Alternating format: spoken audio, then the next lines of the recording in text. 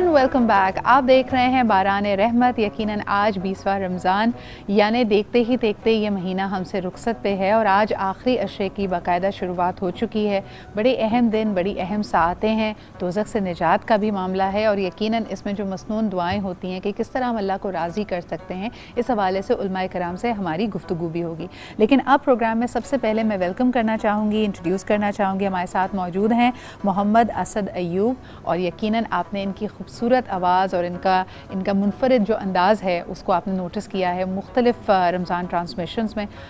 बहुत ही टैलेंटेड नात ख्वां हैं। इसके अलावा अगर आप यूट्यूब पे जाएँ तो इनकी बहुत सारी रेंडिशंस आपको मिलेंगी। ताजदार हरम जो इस तरह इन्होंने पढ़ा है उसको यकीनन बहुत पसंद किया गया। आज हमारे साथ स्टूडियो में मौजूद हैं। अस्सलाम वालेकुम असद जी। वालेकुम सलाम। बहुत शुक्रिया वक्त निकालने के लिए। और लोग आपके बारे में जानना चाहते हैं। मैंने जब आपको ऑनलाइन जाके आपकी चीज़ें देखी तो यकीनन आपका जो मुनफरिद अंदाज़ है सना ख्वानी का, वो तो लोगों को पसंद है ही। लेकिन मुझे ये बताइए कि आप पढ़ क्या रहे हैं? आप जामिया कराची में इस वक्त ज़ेर तालीम हैं। सबसे पहले तो मैं आपका शुक्रिया अदा करता हूँ, आज टीवी का शुक्रिया कि काफ़ी टाइम के बाद मेरा यहाँ पर दोबारा आपके शो में आना हुआ। और अल्हम्दुलिल्लाह नात ख्वानी के साथ साथ स्टूडेंट भी हूँ। एमफिल जामिया कराची से इस्लामिक लर्निंग में से मैं कर रहा हूँ अभी। ज़बरदस्त। तो इंशाल्लाह फर्स्ट सेमेस्टर क्लियर हो गया, इंशाल्लाह सेकंड सेमेस्टर इंशाल्लाह बाकी। और हमेशा से रुग़बत इस्लामिक हिस्ट्री, इस्लामिक लर्निंग में थी आपकी? इस्लामिक लर्निंग में इंटरेस्ट क्योंकि वालिद साहब ने बचपन से एक रिलीजियस माहौल में रखा, मसाजिद के माहौल से जोड़ के रखा, शोबा नात में नात ख्वानों के साथ शिरकत रही। तो एक इंटरेस्ट था मेरा कि इस्लामिक स्टडीज़ को मैं पढ़ूँ, क्योंकि मैं कोशिश ये करता था कि जो मैं इस्लामिक स्टडीज़ पढ़ सकता हूँ ना, मैं और दूसरे सब्जेक्ट इतने इंटरेस्ट मेरा नहीं होता था उसको पढ़ने में।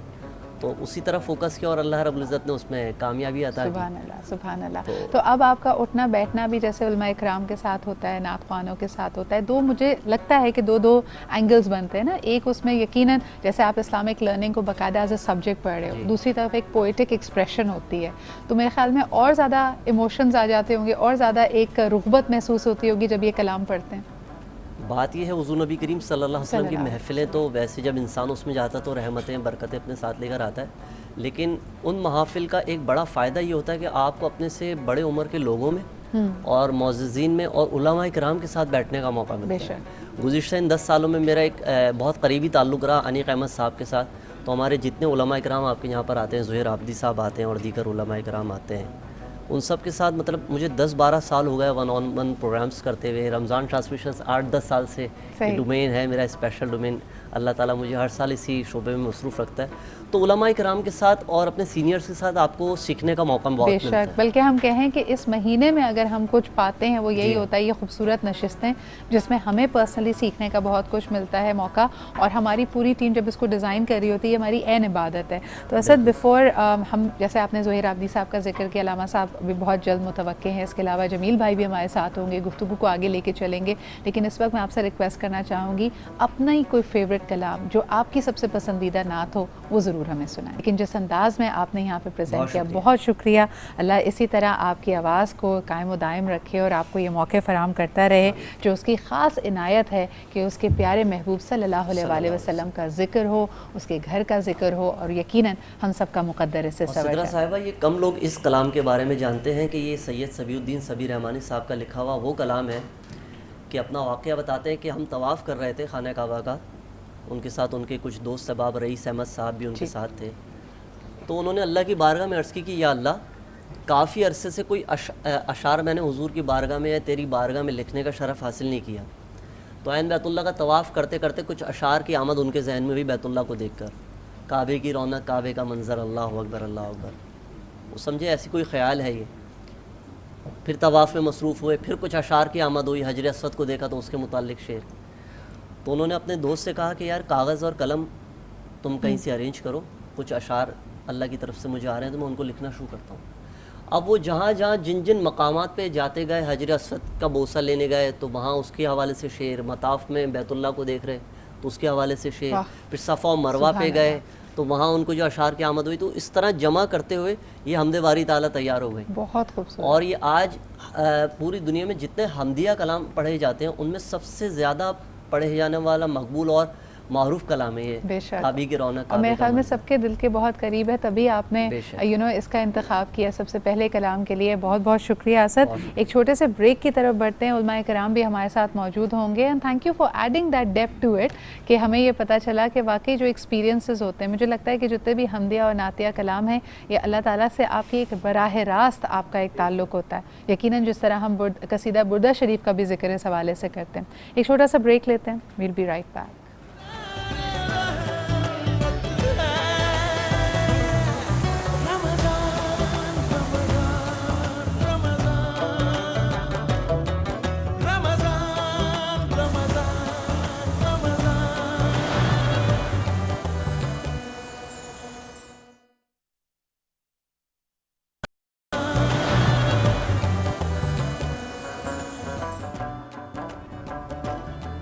Welcome back after the break. آپ دیکھ رہے ہیں باران رحمت، آپ سب کا فیوریٹ سیگمنٹ جس میں ہم رہنمائی حاصل کرتے ہیں علماء دین سے۔ ہمیشہ کی طرح آپ سب کے فیوریٹ، ہم سب کے بہت ہی زیادہ پیارے ہمارے مینٹورز، ہمارے استاد ہمارے ساتھ موجود ہیں۔ فرسٹ اینڈ فارموسٹ ویلکم کرنا چاہیں گے، ہمارے ساتھ ہے علامہ زہیر عابدی صاحب، اور آپ ہی کے ساتھ تشریف رکھتے ہیں ڈاکٹر جمیل راٹھور۔ آپ دونوں کی آمد کا بہت بہت شکریہ۔ آج الحمدللہ علامہ صاحب جس طرح کے 20 رمضان مبارک، فتح مکہ کا دن، اور جس طرح کل یوم ضربت کے حوالے سے بھی ذکر ہو رہا تھا، اور یقیناً حضرت علی کرم اللہ وجہہ کا ذکر ہو رہا تھا، تو آج جب ہم نے اس پہ رپورٹ بنائی تو اس کو سنتے سنتے ذہن وہیں پہ چلا گیا کہ کیا وہ منظر ہوگا کہ کعبے کی فتح یعنی مکے کی فتح ہو رہی ہے، اور حضور اکرم صلی اللہ علیہ وآلہ وسلم اپنے لشکر کے ساتھ، اپنے ساتھیوں کے ساتھ وہاں پہ پہنچتے ہیں، اور خانہ کعبہ کو تمام بتوں سے پاک کر دیا جاتا ہے، اور اس میں بھی ایک خاص ہمیں ایک محبت، ایک انسیت حضرت علی کرم اللہ وجہہ اور حضور اکرم صلی اللہ علیہ وآلہ وسلم کی ملتی ہے۔ تو میں چاہوں گی اس سیگمنٹ کی شروعات اگر آپ اس واقعے کو بیان کر کے، اس منظر کو ہمارے سامنے، اس کی جو تاریخی حیثیت ہے، جو ڈیٹیلز ہیں، اس کا ذکر ضرور کریں۔ بسم اللہ الرحمن الرحیم۔ اس میں دو چیزیں، ایک تو تاریخی واقعے کا تھوڑا سا میں بیان کروں گا، ایک اس کے اثرات کا ذرا سا تذکرہ ضرور کروں گا۔ ظاہر ہے کہ یہ ایک مسلمانوں کے لیے ایک ناقابل یقین، ایک عام انسانوں کی حیثیت سے ناقابل یقین فتح تھی کہ بدر میں 313 تھے اور عہد میں اتنے تھے، اور یوں مارے گئے اور یوں ہو گیا، اور وہ سارے جب یہ 10,000 کا لشکر چلا ہے جی، تو کسی جنگ کے بغیر، اچھا اس میں ایک چیز آپ نوٹ کریں، جتنی جنگیں ہوئی ہیں خاص کر مشرکین مکہ سے، وہ سب ہوئی ہیں مدینے میں، یعنی انہوں نے اٹیک کیا ہے، سرکار نے کوئی اٹیک نہیں کیا۔ یہ پہلا اٹیک ہے سرکار نے جو کیا ہے، اور فرق دیکھ لیں کہ اس اٹیک میں لوگ مارے گئے اور اس اٹیک میں کوئی مارا نہیں گیا، اور دل بدل گئے۔ یہ ہے اسلام۔ صحیح۔ اور پھر اس کے بعد ظاہر ہے کہ جس کا چچا مارا گیا ہو، جس کا بھائی مارا گیا ہو، جس کا دوسرا چچا عبیدہ بن حارث مارے گئے ہوں، جس کے اتنے پھر چاہنے والے مارے گئے ہوں، ایک عام انسان کی فطرت تو یہ ہوتی ہے کہ تباہ و برباد کر دوں، تہس و نحس کر دوں اور ختم کر دوں، لیکن کسی ایک آدمی کو بھی اس حوالے سے سرکار نے مارنے کا حکم نہیں دیا۔ تو یہ ایک بڑی فتح تھی جب داخل ہوا۔ اچھا اب آپ دیکھیں کہ سب سے کہا جو گھر میں رہے گا وہ امن میں، سکون میں، یعنی امن کا ایک وہ دے دیے، جو خانہ کعبہ میں چلا جائے گا اس کے لیے بھی امن ہے۔ تو اتنا بڑا تاریخ انسانیت میں رحم دلی کا اس سے بڑا مظاہرہ کوئی نہیں کر سکتا، اور ظاہر ہے کہ ان سے بڑی شخصیت بھی نہیں ہے تو کر بھی کون سکتا ہے، یہ تو انہی کا حوصلہ ہے کہ جو وہ یہ کر سکتے ہیں۔ جب آئے تو اب خانہ کعبہ کے پاس آ کر سرکار ختمی مرتبت نے بتوں کو توڑنا شروع کیا، تو جو نیچے بت تھے وہ تو دیوار کے ساتھ جو لگے ہوئے تھے وہ بت توڑے، اس کے بعد کچھ بت تھے جو خانہ کعبہ کی دیوار پہ رکھے ہوئے تھے جہاں تک ہاتھ سرکار کا نہیں گیا۔ تو حضرت علی نے ارشاد فرمایا کہ یا رسول اللہ آپ میرے کاندھے پہ چڑھ جائیں اور اس بت کو توڑیں۔ کہا کہ نہیں، تم میرا بوجھ نہیں اٹھا سکو گے، تم میرے کاندھے پہ چڑھو اور اس بت کو توڑو۔ یہ ایک ہے تو چھوٹا سا واقعہ، لیکن اس کے پیچھے بڑی تفسیر ہے، اس کے پیچھے بڑے راز ہیں کہ نبوت کا راز بوجھ کوئی نہیں اٹھا سکتا۔ سبحان اللہ۔ نبوت کا بوجھ، حالانکہ نفس رسول قرآن کی روح سے ہے، لیکن نبوت کا بوجھ صرف سرکار محمد ہے، وہ کوئی نہیں اٹھا سکتا کوئی انسانیت پر۔ پھر سرکار نے حضرت علی کو اپنے کاندھوں پہ سوار کرایا، اور سوار کرانے کے بعد جب حضرت علی نے بت توڑے مولا کائنات نے، تو کسی نے پوچھا، رسول نے پوچھا علی یا علی اپنے آپ کو کیسا پاتے ہو؟ اب یہ جملہ دیکھیے گا کتنا خوبصورت جملہ، کہاں ہے علی کے پیر دوش رسول پر، ظاہر اس سے بلند مقام تو ہو ہی نہیں سکتا نا دنیا انسانیت میں، یعنی کوئی ہے ہی نہیں رسول کے دوش پر. تو رسول اللہ یا علی اپنے آپ کو کیسا پاتے ہو؟ تو حضرت علی نے فرمایا یا رسول اللہ میں اپنے آپ کو اتنا بلند پاتا ہوں کہ چاہوں تو عرش کو چھو. سبحان اللہ سبحان اللہ. تو خیر بت توڑنے کے بعد جب حضرت علی نیچے آئے تو کسی نے پوچھا، ہوتا ہے لوگ عذرائے مذاق جملے سے استفادہ کرتے ہیں کہ یا علی اتنی بلندی سے آئے تو آپ کو چوٹ نہیں لگی؟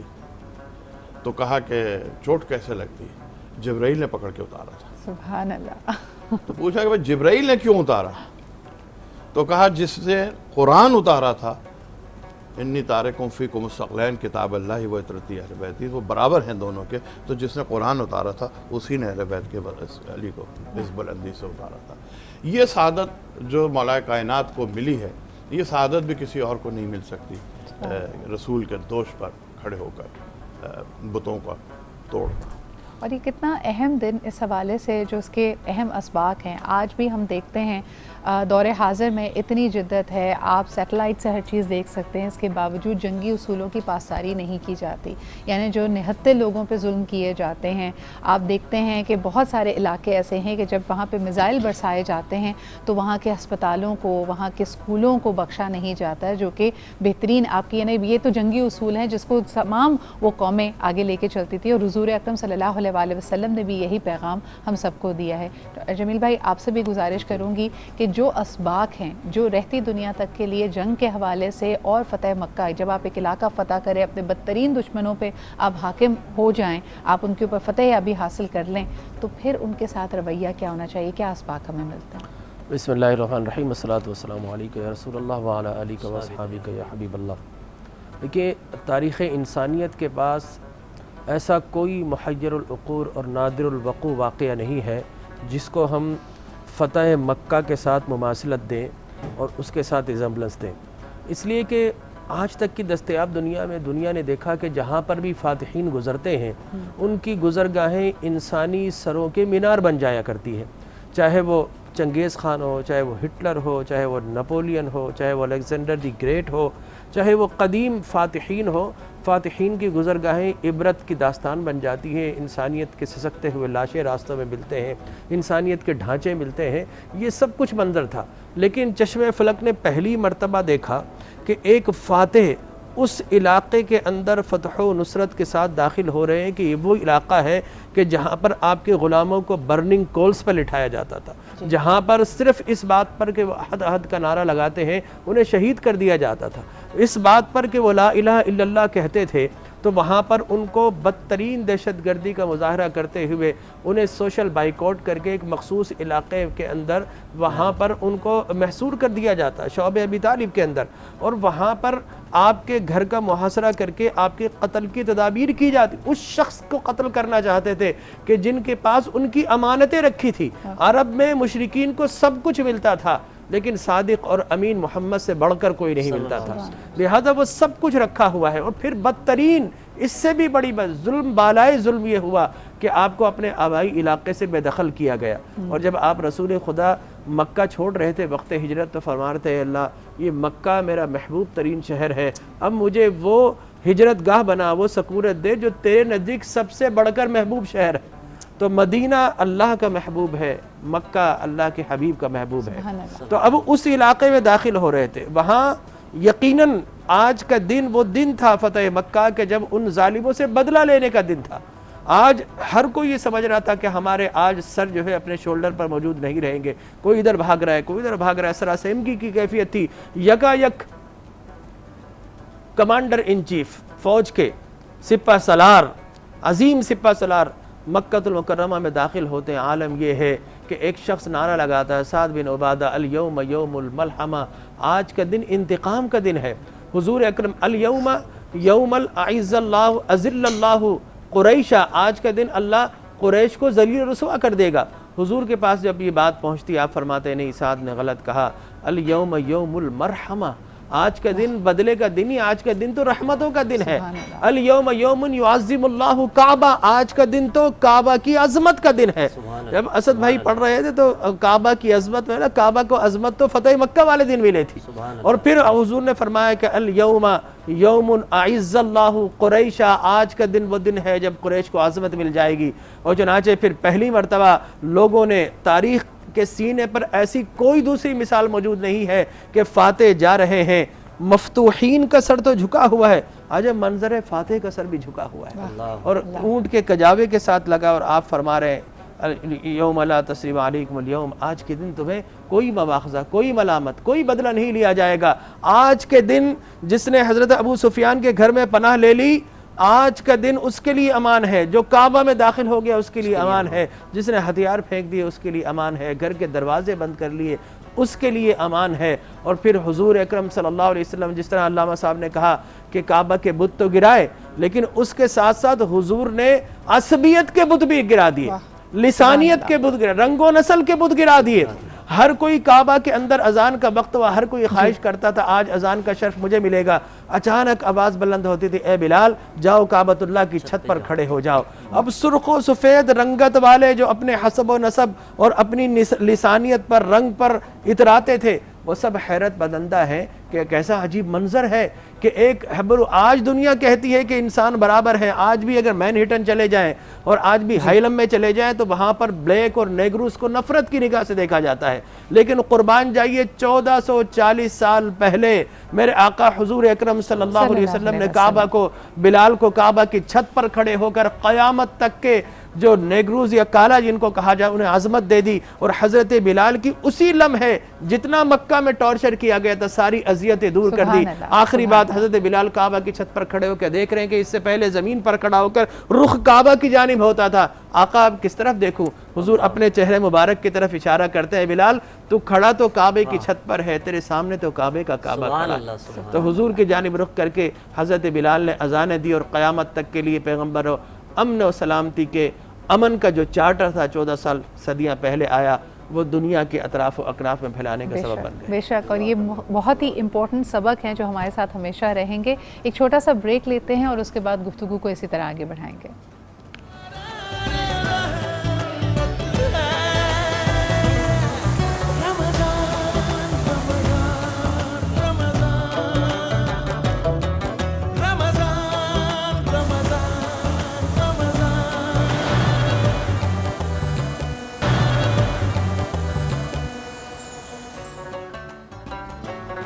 Welcome back. الحمدللہ آپ دیکھ رہے ہیں باران رحمت، اور یہ آخری عشرہ کا شروعات ہو چکی ہے رمضان مبارک کی. یہ عشرہ ہے دوزخ سے نجات کا، تو اس کے حوالے سے بھی گفتگو کریں گے. آپ کے کچھ سوالات ہمارے پاس آ رہے ہیں، انٹرسٹنگ سوالات ہیں، موضوع سے ذرا ہٹ کر ہیں. میں چاہوں گی کہ ان کو بھی اگر ہم بریفلی آنسر کر سکیں علماء کرام کے ساتھ تو یقیناً آگے لے کے چلیں گے. پہلا سوال اگر جمیل بھائی آپ کی طرف لے کے چلوں، یہ اکثر آتا ہے جو لوگ بیرون ملک مقیم ہیں اور اگر کسی ایسے اسٹور پہ یا جگہ پہ کام کر رہے ہیں جہاں پہ حرام اشیاء بھی فروخت کی جا رہی ہیں، تو ان کے لیے کیا معاملہ ہونا چاہیے؟ جاب کو جاری رکھیں نہ رکھیں؟ جابز بھی اس وقت کم ہیں اور یہ معاملہ ایک نہیں کئی انڈسٹریز کے ساتھ ہے. اگر آپ کسی ریٹیل آؤٹ لیٹ کا حصہ ہیں تب بھی یہی معاملہ ہے، ریسٹورانٹ کی بات کی جائے تب بھی یہی معاملہ ہے. اور اس میں مزید پیچیدگی اب یہ ہوتی ہے کہ بہت سارے مسلم ممالک، ہم UAE کی طرف دیکھتے ہیں، وہاں پہ بھی خنزیر کا گوشت رکھا جاتا ہے بہت ساری سپر مارکیٹس میں. تو اب لوگ ذرا پریشانی کے عالم میں ہیں، کیا رہنمائی کریں گے آپ ان کی؟ دیکھیے میں آپ سے عرض کروں کہ اسلام بڑا وسیع النظر مذہب ہے جو انسان کو ہر جگہ پر قوانین فراہم کرتا ہے. اگر آپ کسی اسلامک کنٹری کے اندر تو ایسی حرام اشیاء جو کہ مطلقاً حرام ہے، حرام قطعی ہے، ان کی نہ خرید و فروخت کر سکتے ہیں نہ لین دین کر سکتے ہیں. صحیح.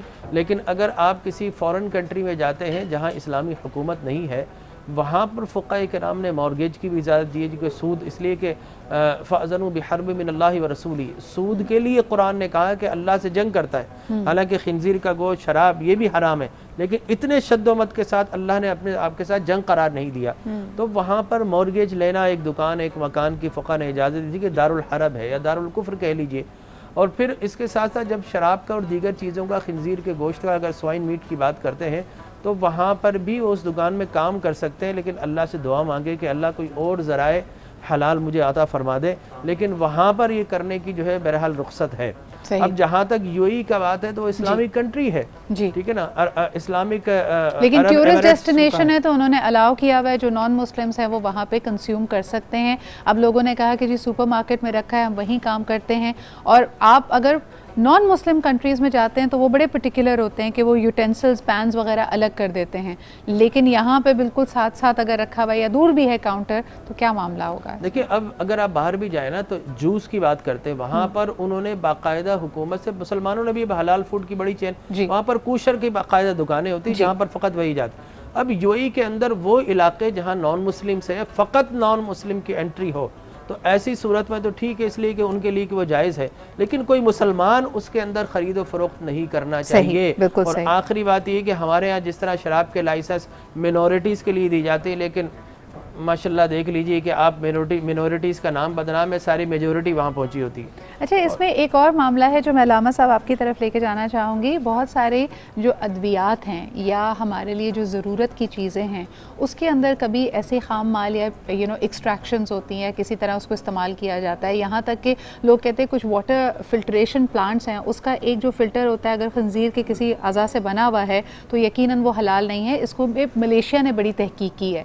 تو ہمارے ایمان کے مطابق تو اگر کوئی چیز حرام ہے تو اس میں شفا ہو نہیں سکتی, لیکن اگر کسی دوا میں کوئی ایسا ایلیمنٹ شامل کیا گیا ہو, چاہے وہ کیپسول کی شکل میں ہو یا کسی اور طرح سے, کیا وہاں پہ رخصت ہے, یعنی اس کا استعمال کیا جا سکتا ہے یا کوئی اور دوا لینی چاہیے؟ اگر آپ کے پاس کوئی آپشن موجود نہیں ہے جی اور آپ کی زندگی کے لیے وہ دوا ضروری ہے جی تو ایک حد تک, ایک لمٹ تک, جیسے آپ ہومیوپیتھک کی دوا اگر آپ استعمال کریں تو اس میں 1% لازمی الکوہل ہوتا ہے, صحیح, اس کے بغیر وہ بن نہیں کام نہیں کر سکتی, وہ بن نہیں سکتی. تو وہاں چونکہ ظاہر ہے کہ بہت سے لوگوں کو ایلوپیتھک کی دوائیں سوٹ نہیں کرتی, اس کے آفٹر افیکٹس ہوتے ہیں وغیرہ وغیرہ, وہ ہومیوپیتھک ہی کی طرف جاتے ہیں. تو اور ان کی زندگی کے لیے, ان کی صحت کے لیے وہ لازمہ ہے, تو وہ 1% کو الاؤ کیا کیونکہ اس کے اثرات ٹوٹل نہیں. اور اسی طرح مختلف ادویات, چاہے آپ ڈائبٹیز کی بات کریں, فلو کی میڈیسنز کی بات کریں, وہ خواب آور ہوتی ہیں تو اس میں آپ کو الاؤ کیا ہوا ہے. دوسری چیز وہ ایک چیز رہ گئی جو آپ نے کہا کہ جیسے پانی کے فلٹر میں اس کی چربی, وہ الاؤ نہیں ہے, وہ الاؤ نہیں, وہ بالکل الاؤ نہیں ہے, کیونکہ وہ آپ کے لیے, آپ کی زندگی کے لیے ضروری نہیں ہے کہ آپ وہ فلٹر ہی لگائیں گے. اور وہ اس کے آلٹرنیٹیوز موجود ہیں. تبھی اگر آپ جائیں ملیشیا میں تو پانی کی بوتل کے اوپر بھی لکھا ہوتا ہے حلال واٹر, اور تب میں نے یہ تحقیق کی تھی, میں نے کہا پانی میں کیا چیز حرام ہو سکتی ہے. انہوں نے کہا فلٹر کی جو اینڈ ٹو اینڈ اس کی پیکیجنگ ہے اس کو بھی دیکھا جاتا ہے کہ کہیں خدا نہ خاصا کوئی ایسی چیز کا استعمال نہ ہو. اچھا جی, فوری طور پہ کچن کی طرف بھی ایک نظر ڈال دی جائے جہاں پہ پلیٹنگ ہو چکی ہے, کھٹے آلو بھی تیار ہیں, گولا کباب بھی ہے, اور آپ نے کھیر بھی بنائی ہے نا. کھیر کرنی وہ اتنی آسان ہے نا, نہیں کھیر ہے, لذیذہ کھیر اتنی آسان ہے اور اتنی جھٹپٹ بن جاتی ہے اور کھانے میں تو بہت ہی لذیذ ہے. اچھا, ساتھ میں آج ہم ڈرنک کے اندر کر رہے ہیں پاکولا. پاکولا کے دونوں فلیورز میں نے ڈالے ہیں, ایک بچوں کے لیے چاکلیٹ, ویسے اسٹرابری بھی بچوں کے لیے کیا بڑوں کے لیے بھی ہے, اور ہر کوئی اسے بہت شوق سے استعمال کرتا ہے. پلیز, پاکولا ملک ہے, ملک کے اندر فلیور ایڈ کیا ہوا, ایسا نہیں ہے کہ یہ دودھ نہیں ہے, اور آپ اسے ایزی ایکسیس ہے, آپ نے فریج میں سے نکالا, کھولا اور ڈرنک ریڈی ہے. بالکل صحیح, زبردست بات ہو گئی یہ تو. اچھا جی, آج کا مینیو کمپلیٹ ہے.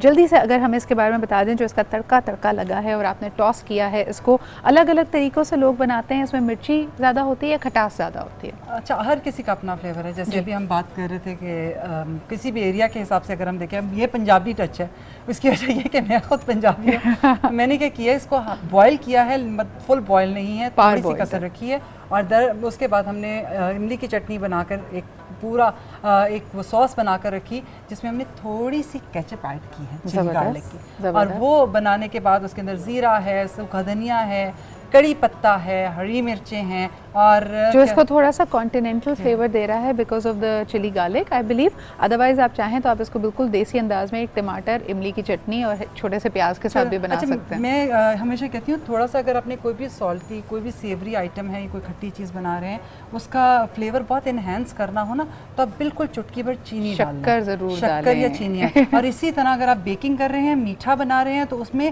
بالکل چٹکی بھر آپ نمک ایڈ کر دیں, تو وہ انہینس ہو جاتا ہے اور بہت اچھا فلیور لگتا ہے، اس لیے میں نے تھوڑی سی کیچپ ایڈ کی ہے. وہ جیسے جاپنیز میں کہتے ہیں نا کہ ہمیں تو 4 فلیور پتہ ہے، ہمیں پتہ ہے میٹھا، کھٹا، سالٹی، کڑوا، لیکن ایک 5واں فلیور بھی ہوتا ہے امامی، جس کے اندر ہم کہتے ہیں کہ آپ کو یہ ہلکی ہلکی مٹھاس اور وہ بھی ملے گی. تو اگر آپ کو وہ ٹچ چاہیے تو بالکل صحیح بات ہے کہ میٹھے میں ایک ہلکی سی چٹکی آپ نمک کی اور نمکین میں ایک ہلکی سی چٹکی شکر کی ایڈ کر دیں. تھینک یو سو مچ سلما جی، زبردست ٹپس تھی. Gola kebab is ready and this is a complete meal. تو اس کے بعد نا کھانے کی ویسے گنجائش بنتی نہیں ہے، صرف یہ کھا لیں تو کافی ہے. اچھا جی، واپس آئیں گے اور یقیناً گفتگو آگے بڑھے گی. اور ایک اور چھوٹا سا سوال آیا ہے علامہ صاحب، یہ میں آپ کی طرف لے کے جاؤں گی تمباکو نوشی کے حوالے سے. اگر علامہ صاحب آپ سے یہ سوال کرنا چاہوں گی، سوری انٹرپٹ کیا میں نے آپ کو، تمباکو نوشی کے حوالے سے لوگ کہتے ہیں مضر صحت بھی ہے، ایڈکٹیو بھی ہے، بدبو بھی آتی ہے ہاتھوں سے، لیکن کیا وجہ ہے؟ کبھی کسی نے یہ نہیں کہا کہ یہ بینڈ ہے اسلام میں، اور بہت سارے مسلمان اس وقت تمباکو نوشی کرتے ہیں اور اپنی صحت کو خراب کرتے ہیں اور دوسروں کے لیے بھی مشکلات پیدا کرتے ہیں. ہاں دیکھیے، یہ تو ایک بنیادی جو اصول اسلام نے دیا ہے، اس بنیادی اصول کے تحت کہ آپ اپنے آپ کو ہلاکت میں نہ ڈالیں، کوئی ایسی چیز نہ استعمال کریں جو آپ کو نقصان پہنچائے. صحیح. تو بنیادی اصول تو قرآن نے دے دیا کہ سگریٹ چونکہ آپ کو نقصان پہنچاتی ہے تو آپ اس کو نہ استعمال کریں.